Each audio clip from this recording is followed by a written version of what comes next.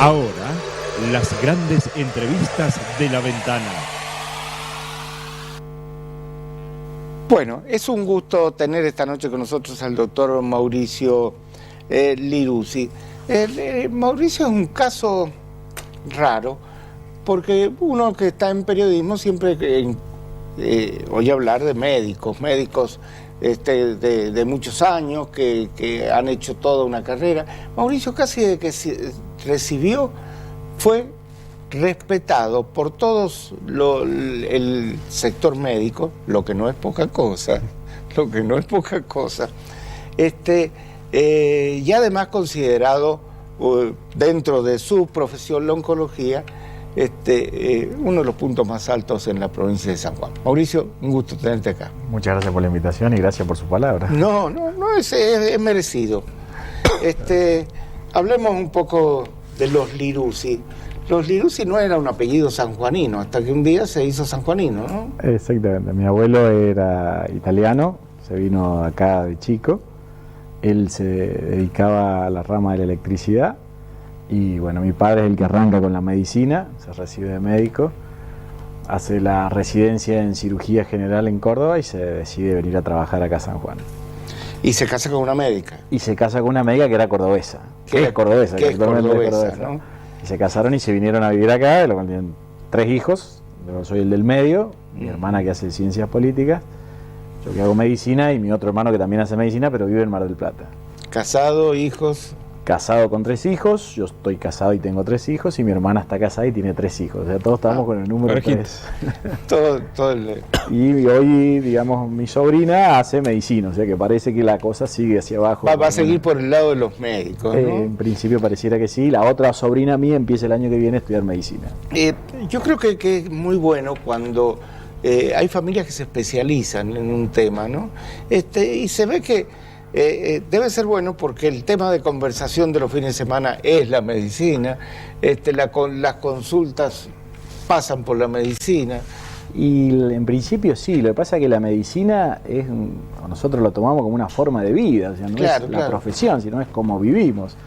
Entonces la verdad que en casa se habla mucho de medicina, se habla mucho y es una forma, y todos disfrutamos mucho de la medicina. Y es curioso porque, bueno, mi padre tiene una especialidad, mi madre tiene otra especialidad y mi hermano y yo tenemos otra especialidad, o sea, cada uno tiene una especialidad distinta. Y la verdad que disfrutamos mucho. Y cuando nos juntamos los 4... Bueno. Y además que hay algo que es un invitado nuevo que está, ese invitado está en el deporte, está en el periodismo, está en todo, que es el señor Internet o el señor Google, ¿no? Sí. Y que hace que todo el mundo, el que quiera y sepa buscarlo, pueda estar actualizado. Sí, lo que pasa es que es peligroso, porque nosotros desde la medicina nos hemos acostumbrado a usar unas palabras que se llaman grados de evidencia. O sea, ¿qué grado de evidencia o qué calificación de evidencia tiene tal información?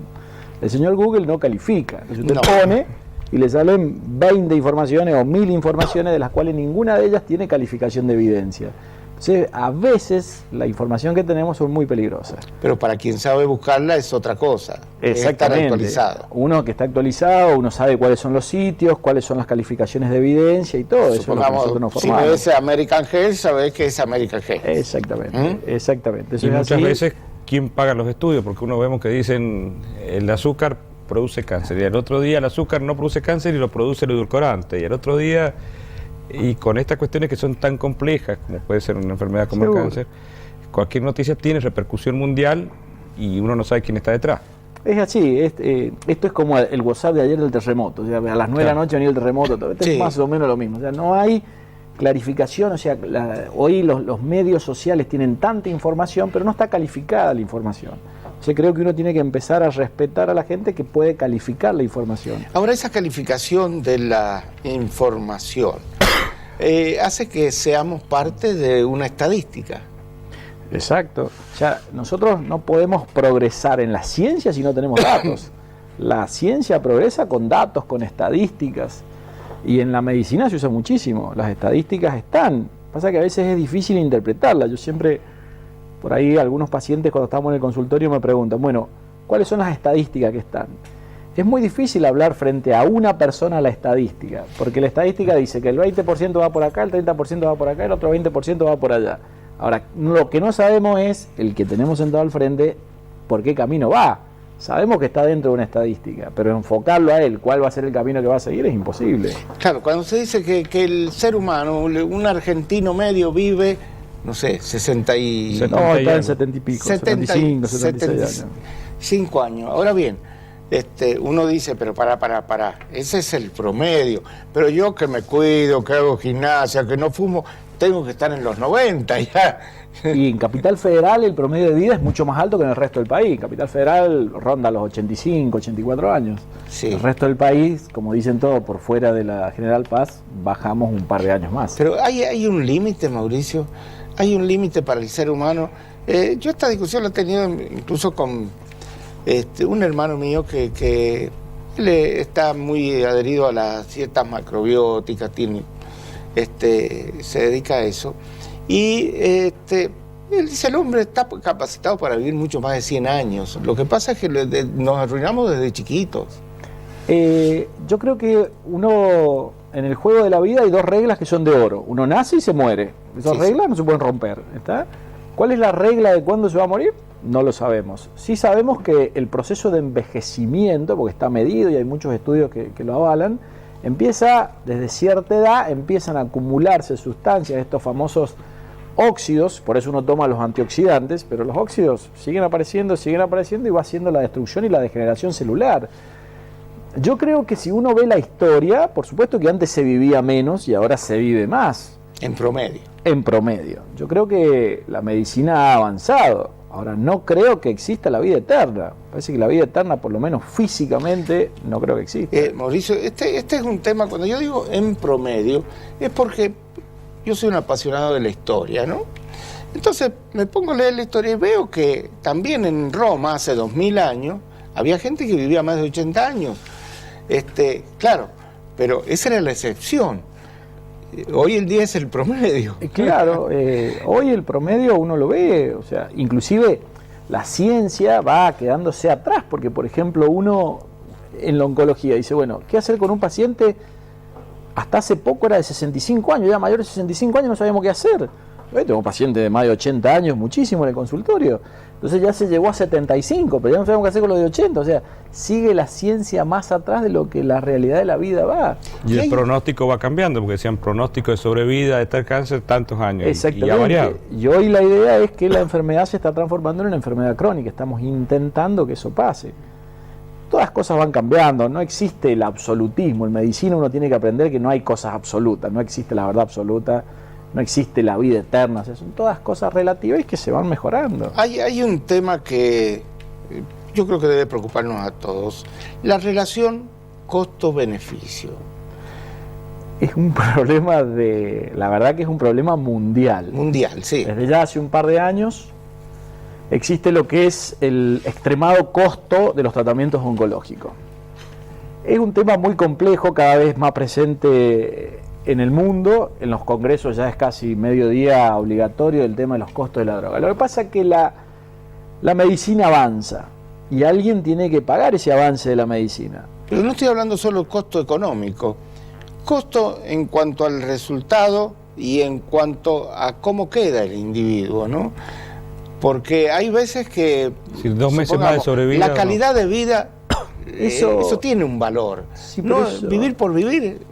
Eso ha cambiado mucho, ¿sí? Eso ha cambiado mucho. Antes, verdaderamente, participar, o cuando uno empezó a hacer oncología, las salas de oncología verdaderamente eran un museo de cera, o sea, una cosa espantosa lo que uno veía. Eso ya casi no se ve, o sea, hoy una cirugía mutilante se plantea, el paciente tiene poder de decisión, o sea, hoy uno se le plantea al paciente, vamos a hacer esto, vamos a hacer esto, vamos a hacer esto, y él está en todo su derecho de decir, yo a esto no me someto, a esto no, prefiero esto. Hoy la información es totalmente, el paciente la puede buscar. La Argentina y fundamentalmente San Juan todavía no está muy preparado para esto. Uno ve, a veces nos ha tocado visitar algunos consultorios en los Estados Unidos, entonces cuando el paciente se sienta, el médico le expone y le dice, usted tiene esta y esta probabilidad, usted tiene que elegir qué quiere hacer. hace no mucho me pasó lo mismo en el consultorio y le dije, mire, usted tiene esta y esta posibilidad. ¿Y qué me contestó el paciente? Doctor, ¿para qué le pagué yo la consulta? O sea, seguimos todavía, nos falta culturalmente aprender a decidir nosotros sobre la conducta que nos toca tocar. Pero ya las grandes mutilaciones poco las vemos. El otro tema, Mauricio, hay que decirle a un paciente qué es lo que tiene. Me imagino que ese es un momento difícil. Seguro, es muy difícil. Hay pacientes, uno tiene que... Esto no es una receta de cocina, uno se sienta en el consultorio y depende qué paciente tenga al frente. Hay muchos pacientes que se sientan al frente y no quieren saber lo que tienen. Uno debe respetar lo que el paciente al frente tiene. O quiere, si quiere saber la verdad se le dice, si no quiere saber la verdad no se le dice. Tampoco uno lo puede invadir o bombardear con la información para hacerle daño. Cada paciente solicita lo que él quiere saber. Es difícil, pero si el paciente quiere saber lo que tiene, a la larga es mucho más fácil. Peor es esconderle la verdad, porque cuando las cosas empiezan a andar mal, es muy difícil remontar a algo que no fue cierto de entrada. ¿Cuánto hay de tecnología, cuánto hay de farmacología, cuánto hay de procedimientos médicos y cuánto hay de paciente para que salga adelante ante una misma enfermedad? Yo creo, y siempre desde hace un par de años, esto del trabajo en equipo. Creo que hay que armar buenos equipos y en el equipo participa el paciente y la familia. O sea, no solamente depende de tener buenos aparatos, buenos profesionales, sino que también depende de tener un buen paciente y una buena familia. O sea, creo que todo eso forma un equipo. Hoy ya no podemos decir este fármaco, este buen médico o este buen aparato. No, me parece que nos estamos quedando cortos. Creo que el equipo lo forman todo. De visión. Dos personas que tienen cáncer muy similar, con un pronóstico muy similar. A uno le decís y te dice, yo la voy a pelear hasta el último, con toda mi fuerza, vamos adelante, y el otro entra en una depresión y que no quiere hacer nada. ¿Cómo va evolucionando por lo general en uno y en otro caso la enfermedad? Totalmente distinto, totalmente distinto. Una vez los pacientes nos preguntan sobre los efectos adversos de la quimioterapia y en aquellos pacientes que ellos le ponen pila, la familia los contiene y les pones pila, los efectos adversos de la quimioterapia son mínimos y bastante llevaderos.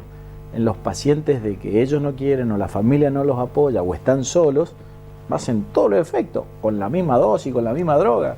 Entonces juega un rol fundamental. Por eso digo el equipo es todo. Uno no puede decir yo tengo un buen equipo médico. No, tengo un buen equipo. El buen equipo abre todo el juego. La persona, la familia, todos los que lo pueden apoyar. Nosotros no tenemos datos claros, pero hemos visto en el consultorio gran parte de los pacientes tienen muchos conflictos familiares. Entonces uno dice, ¿tendrá que ver o no tendrá que ver? No hay nada científicamente probado, ni tampoco todos los que tengan un conflicto familiar van a terminar siendo un cáncer. Esto depende mucho genéticamente. Pero sí, las personas más equilibradas, con familias más equilibradas, más unidas, y evolucionan mucho mejor. Los estados de depresión, ¿es consecuencia del cáncer o al revés, motivo del cáncer? Yo creo que la depresión, lo que pasa es que hay que ver por qué se produce la depresión muchas veces. O sea, yo creo que la depresión frente a un gran estrés y todo, en un paciente predispuesto puede terminar en el desarrollo de una patología oncológica, como puede ser un infarto, como puede ser un ACV. O sea, creo que hoy juega un rol fundamental. Lo que pasa es que inclusive hay mediciones internacionales sobre lo que es calidad de vida. Hoy hay en el mundo países que tienen distintas calidades de vida. Lamentablemente nosotros no estamos entre los más altos de calidad de vida, porque las inestabilidades económicas, las inestabilidades laborales y todo lo que sufrimos impactan totalmente la calidad de vida. Entonces, creo que sí. Hay 3 o 4 parámetros que yo creo que los recomiendan para todas las enfermedades. O sea, que no es solo para el enfermo oncológico, sino para el cardíaco, para todo. 1, no a la vida sedentaria. 2, no fumar. Esto es clave. 3, el alcohol no hacen tanto hincapié, pero poco alcohol, ¿no? Por ahí puede ser, sí o no, ¿no? Y la comida chatarra, y la alimentación, que es otro tema clave. Esto también sea para el cáncer, ¿no? Totalmente, totalmente es así. Se hizo un estudio en pacientes con cáncer de mama que ya tenían el diagnóstico, ¿no? Pacientes con diagnóstico que estaban en seguimiento. Se vio que había una diferencia importante, significativa, entre las pacientes que no hacían actividad física y no tenían una alimentación saludable. Ese grupo recayó mucho más que las que hacían actividad física y tenían una alimentación saludable.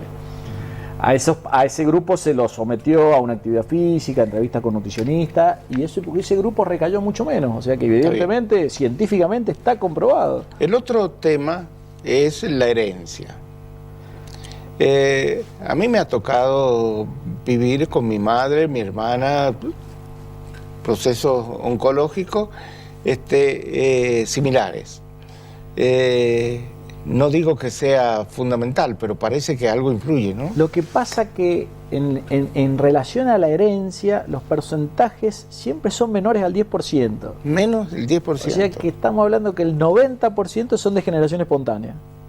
Y un 10% sí, hay familias, hoy gracias a conserjería genética y algunos estudios se pueden detectar y se pueden tomar algunas precauciones en los casos de familias. Que no venga el detonante. Aunque hay una predisposición. Que hay una predisposición porque hay una falla genética, o sea, hay un gen que está fallado, entonces bueno, uno puede, por ejemplo, en el cáncer de mama, el BCRA1 y el BCRA2, y uno puede en esas familias que tienen la mutación hacer algo antes de que aparezca.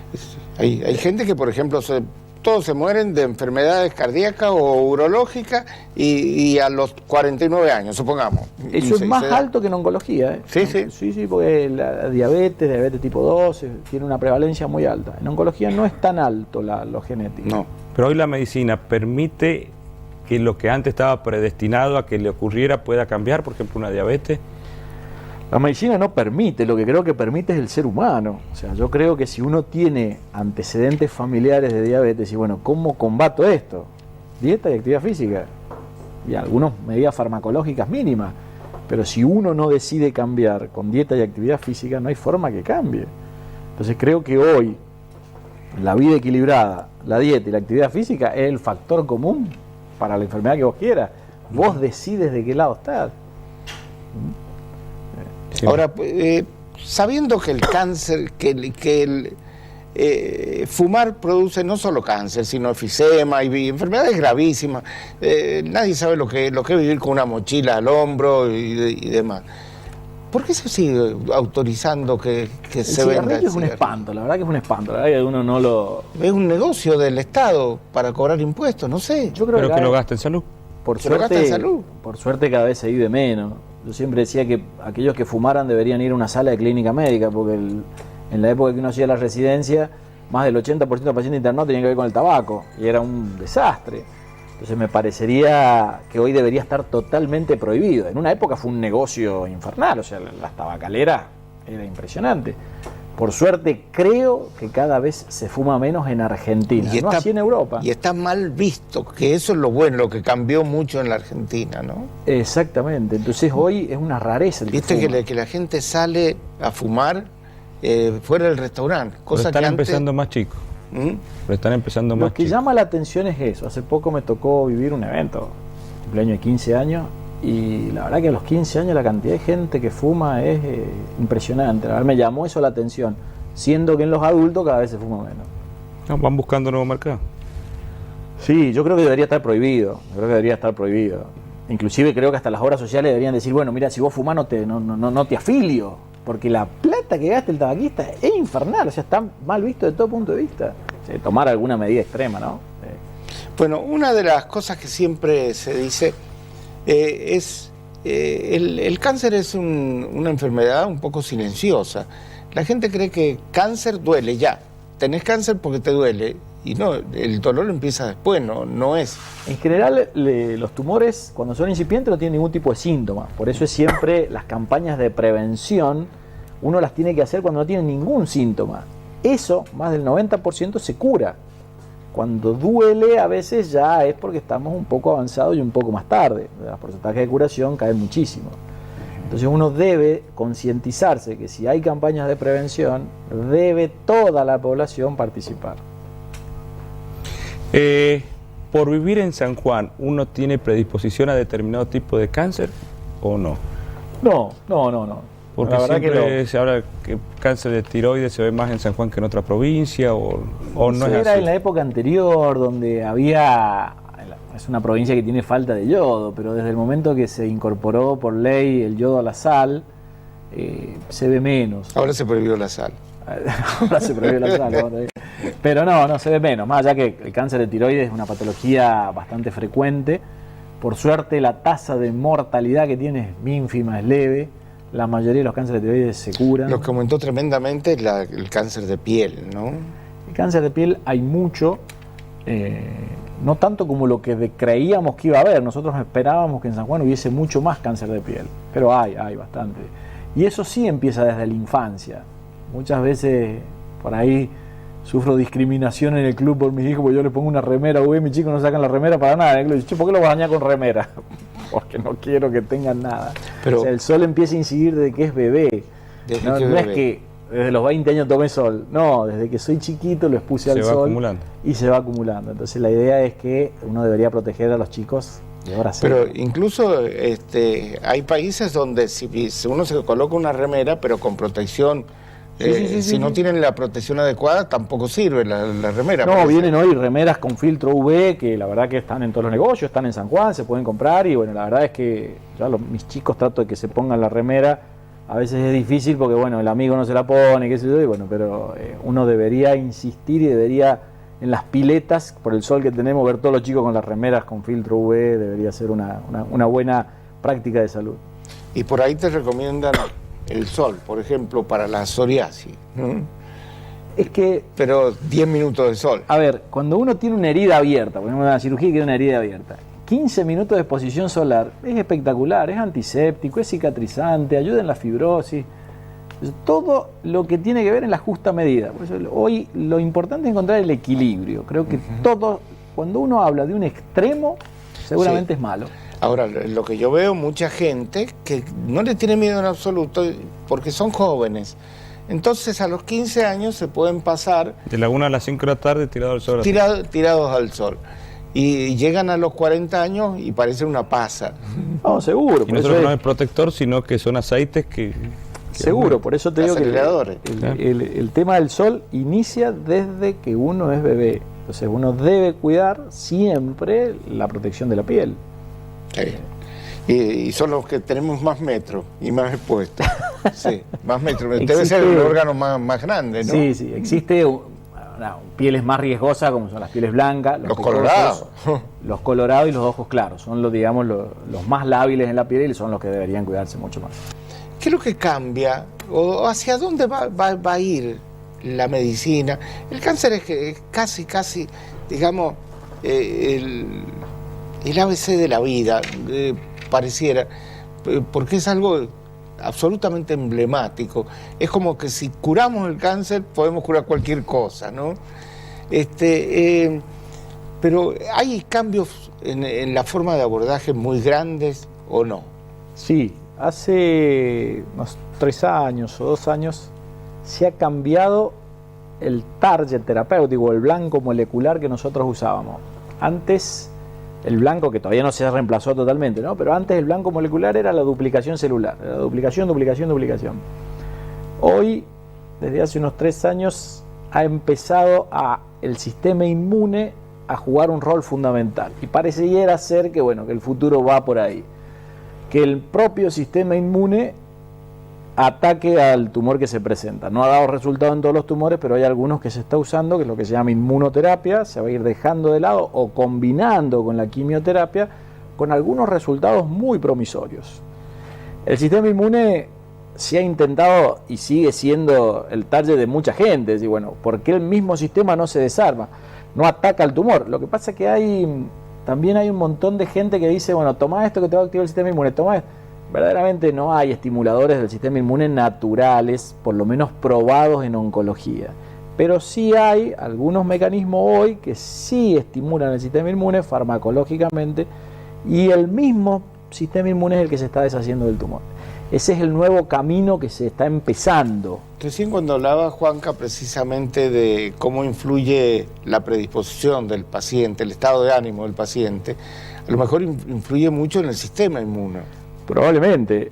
El estrés genera la secreción de algunas hormonas que hacen que el sistema inmune o la barrera inmunológica baje, y entonces aparecerían los tumores oncológicos. Eso es una teoría, en algunos casos se ha probado, pero no está totalmente probada. Pero sí. Yo leí un informe de hace 2 o 3 años de la Sociedad de Oncología, pero de Europa, no de Estados Unidos, que me merece respeto, porque por ahí no están tan metidos en el negocio, o sí, uno no lo sabe, y que hablaba de la relación costo-beneficio, que era cada vez, había que estudiarlo muy bien, si para darle pésima calidad de vida durante 2 años más se justificaba algunas cosas que se estaban haciendo. La verdad que todo esto es un tema hoy de carácter mundial. Yo creo que los más avanzados en esto son los ingleses. Los ingleses tienen un sistema de valoración que se llama NICE, que dice qué drogas van a cubrir o qué drogas no van a cubrir por una cuestión de costo-efectividad. Y la edad también influye, ¿no? Y la edad también influye. Lo que pasa que... es muy difícil cuando hay un caso particular. Claro, cuando un caso es personal. Entonces uno dice, bueno, cuando a mí me toca o cuando le toca a un familiar mío y yo puse un límite de los 70 años, los 75, los 80, el límite que se ponga, que siempre es arbitrario, porque no hay nadie que diga cuál es el límite. Pero cuando uno establece el límite es muy difícil los que caen fuera del límite como uno los deja fuera. Es muy difícil. Yo creo que en el mundo, una de las sociedades más avanzadas es la inglesa. La inglesa lo tiene muy bien, las reglas están puestas, qué se cubre, qué no se cubre, y todo el mundo acata las reglas. En Argentina está medio complicado. Ahora, ¿por ahí no hay un encarnizamiento terapéutico también? Digamos, hay cáncer y cáncer, edades y edades. Yo digo, si todo lo que se pueda intentar con una persona de 50 años, 40 años, 60 años, un niño, es válido. Pero por ahí someter a gente muy mayor a cosas que ni siquiera saben que se lo están haciendo. Lo que pasa es que el encarnizamiento terapéutico existe, uno no lo puede negar. Es una mala práctica médica el encarnizamiento terapéutico, y está penado en todos los lugares del mundo. Depende de cada profesional, de cada familia. Uno intenta tener mucho diálogo con las familias y tratar de decidir cuándo parar, cuándo no parar. Yo siempre tengo una frase que uso mucho con los pacientes, es que digo, bueno, ¿hasta cuánto vale la pena tratar a un paciente? Yo siempre les digo, hasta que el paciente haga su vida, hasta que pueda entrar por la puerta de la institución por sus propios medios. Una vez que se pierde la independencia, uno debe plantearse qué es lo que quiere tratar. Pero eso depende mucho del diálogo, depende de la familia. ¿Estarías de acuerdo con lo que también es un tema de mucho debate, de que uno pueda dejar por escrito antes de que pierda la conciencia qué es lo que va a permitir sobre su cuerpo y qué no? Yo sí, totalmente de acuerdo, por la especialidad que hago. Nosotros nos toca permanentemente, nosotros tenemos un alto porcentaje de final de vida en nuestra especialidad.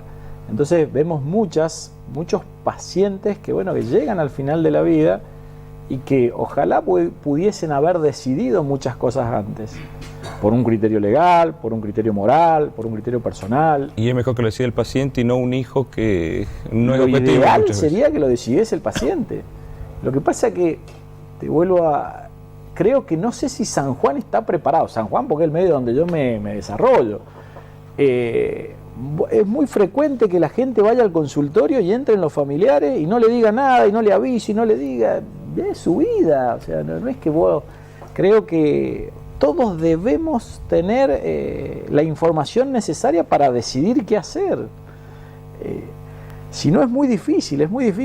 Ocultarle a alguien para que no sufra... Es que no nos preparan tampoco para morir como parte de la vida, ¿no? Exactamente, o sea, no estamos preparados.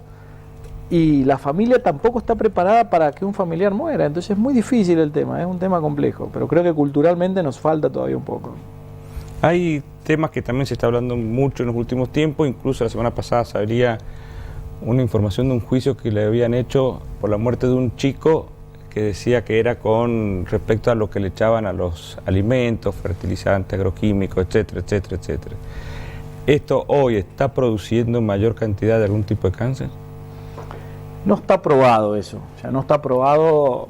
Obviamente que los químicos alguna relación tienen con la formación de daños estructurales celulares que pueden llegar a degenerar en un tumor.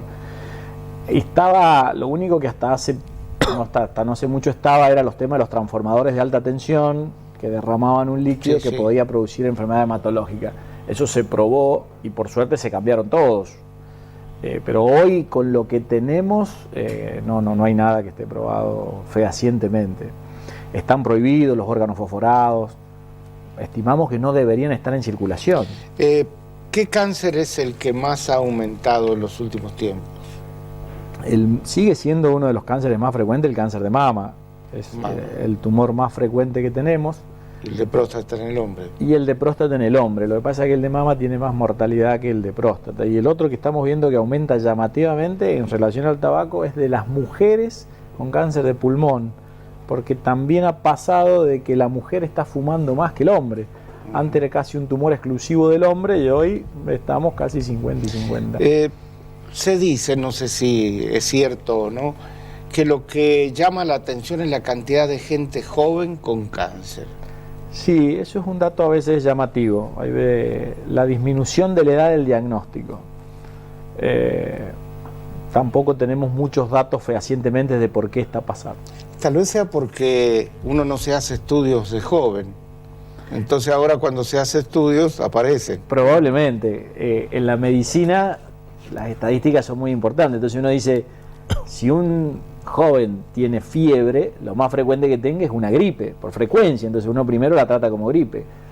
La patología oncológica en un joven, ni la piensa, uno no la tiene ni siquiera. Y a lo mejor debuta con esto y uno, se pasa porque por estadísticas se pasa. Mauricio, ¿estamos faltos de estadísticas en San Juan? Creo que estamos mejor que antes, creo que estamos mucho mejor que antes, creo que las estadísticas están mejorando. Me parece que las autoridades empiezan a entender que sin datos no podemos crecer. Nosotros hace años que venimos llevando a cabo el registro de tumores, de a poco vamos consiguiendo apoyo, vamos mejorando. Hoy tenemos un registro hospitalario de tumores, el desafío es tener el registro provincial de tumores, con todo lo que es la información de tumores de la provincia. Es un gran desafío y creo que de a poco vamos consiguiendo el apoyo para lograrlo. Y el otro tema, el estudio para detectar casos precozmente, que es cuando realmente tiene un valor, ¿sigue siendo muy invasivo o cada vez es menos? El único invasivo hoy es el cáncer de colon, que uno sí o sí hay que hacer la colonoscopía. No existe otro método que es cruento. Ya varios perdimos el invicto. Pero creo que sí. Lo por ahí es más difícil es por ahí en los pacientes sin cobertura. Por ahí conseguir los turnos de colonoscopía es medio complejo. Pero el resto, la mamografía no es invasivo, el Papa Nicolau no es invasivo. El tacto rectal es molesto, pero no es invasivo. No, las mujeres que se hacen mamografía les duele. Sí, pero hay equipos modernos hoy que apretan muy poco, la verdad que la compresión es bastante llevadera. Pero uno ve todavía que hay, porque incluso médicos que no aconsejan, por ejemplo, la vacuna del HPV para las chicas de 12 años. Y en la entonces medicina... dice, hay mensajes contradictorios porque esto es un esfuerzo que se hace como país, es una vacuna cara. Seguro que sí. En la medicina hay como todo, hay algunos médicos que todavía tienen algunos conceptos erróneos y viejos. A nosotros nos pasa mucho por ahí cuando usamos medicamentos analgésicos como la morfina, que por ahí viene un médico y dice, ¿cómo le va a dar eso que te está intoxicando? Un analgésico excelente que nos da muy buen resultado y bien usado, no tiene ningún peligro. Y en esto es lo mismo. Hay un tipo que Bueno, lamentablemente no hay tiempo para más, ya nos excedimos en el tiempo. Hay algunos regalitos, Joana. Todos son productos de San Juan. Bueno. Libros. Muchísimas gracias. Hay champán. Alfajores, vino. Hay alfajores. Hay todo un poquito. Mauricio, ha sido un gusto tenerte en el programa. Muchísimas gracias.